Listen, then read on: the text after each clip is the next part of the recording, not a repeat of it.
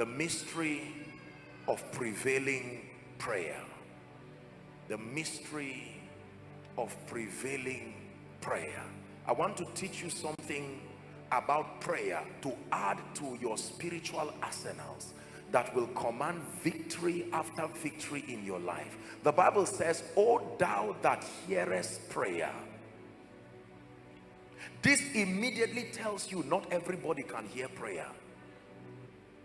"O thou that hearest prayer," it says, "unto thee shall all flesh come." This statement is both an acknowledgement and a recommendation. The writer is recommending that among the many people who claim to be able to hear and answer prayer, through my research, I have found out that there is only a single individual who sustains the ability to hear prayer. And my recommendation is all flesh. If you really need your prayer answered, there is one who hears prayer. He says, "Unto thee shall all flesh come." The subject of prayer is a very interesting one, because every religion, regardless what they believe in prayer as the medium of communicating with the divine.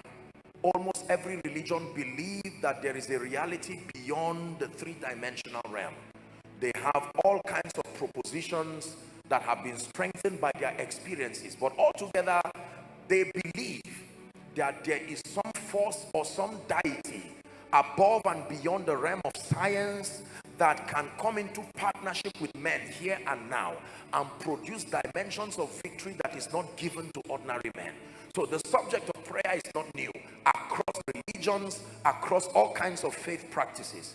But then the challenge many times has been that believers become frustrated because after dissipating hours and energy in what we know and call to be prayer, it looks to me and to many of us in our experience that the amount of energy, even physical and emotional energy, that is being exerted into this activity we call prayer doesn't seem commensurate to the results that follow. Are we in agreement? So week in, week out, we have the house of God across this city, across this nation, filled with professing believers who are praying in some way, many adding with fastings. But when you compare the level of energy, the level of zest and zeal and emotional strain that we go through in that activity we call prayer versus the result that comes from it, it doesn't seem to add up. And yet the Bible tells us that God is love.